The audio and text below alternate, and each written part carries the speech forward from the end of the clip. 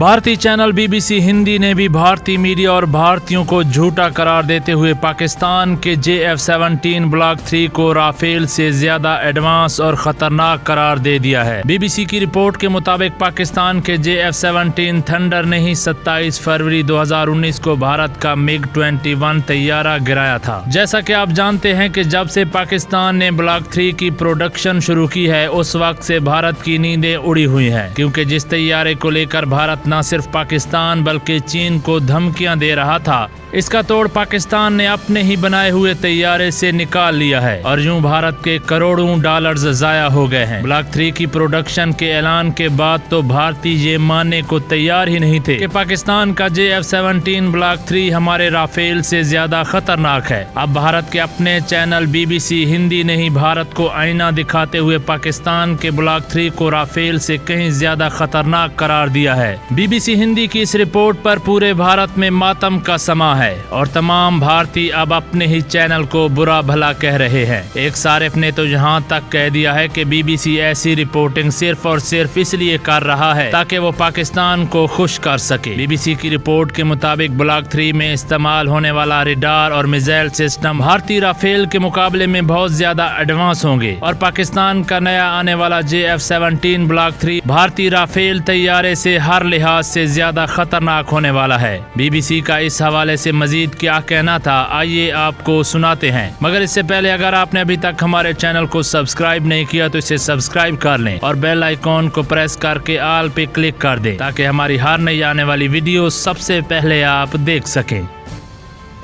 पाकिस्तान वायुसेना के अत्याधुनिक लड़ाकू विमान JF-17 के ब्लॉक 3 की तैयारी शुरू कर दी गई है, जबकि चीन के सहयोग से बने 14 JF-17B विमान पाकिस्तान वायुसेना को सौंप दिए गए हैं।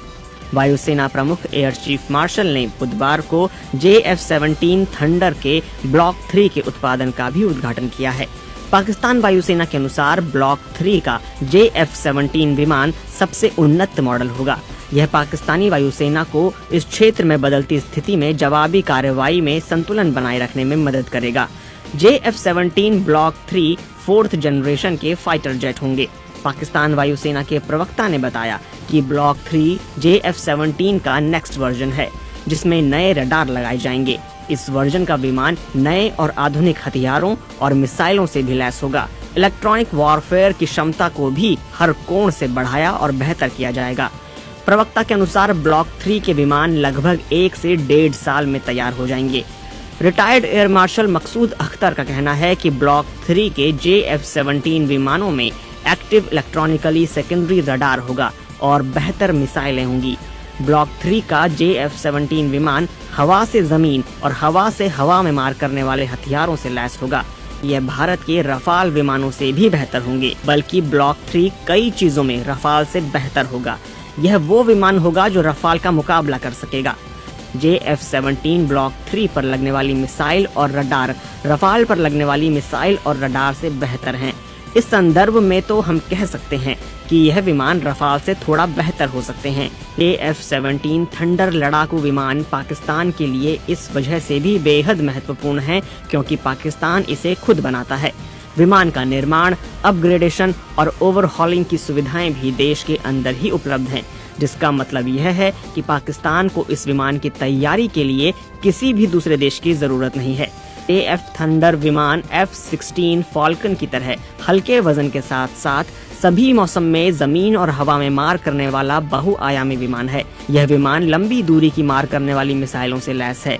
JF-17 थंडर ने इसी क्षमता के कारण BVR यानी बियॉन्ड विजुअल रेंज मिसाइल से बालाकोट घटना के बाद भारतीय वायुसेना के मिग को मार गिराया था। इसी वजह से JF-17 थंडर की खूब तारीफ की गई थी। JF-17 थंडर में भी वही अत्याधुनिक रडार लगी हुई है, जिसे रफाल की भी एक बड़ी विशेषता माना जाता है। यह विमान टारगेट को लॉक करके मिसाइल दागने में सक्षम है। मिसाइल की रेंज 150 किलोमीटर तक बताई जाती है और यह अपने लक्ष्य का ठीक उसी तरह पीछा करती है जैसा कि कई हॉलीवुड फिल्मों में दिखाया जाता है। JF-17 थंडर जमीन पर दुश्मन की निगरानी और हवाई हमले के साथ साथ जमीनी हमले में भी सक्षम है। ये विमान हवा से जमीन, हवा से हवा और हवा से पानी की सतह पर मार करने वाली मिसाइल प्रणाली के अलावा अन्य हथियारों का इस्तेमाल करने में सक्षम है। आखिर पाकिस्तान ने JF-17 पर कब से काम करना शुरू किया? BBC की इस रिपोर्ट का लिंक इस वीडियो की डिस्क्रिप्शन में भी मौजूद है, आप वहां से जाकर इसे देख सकते हैं।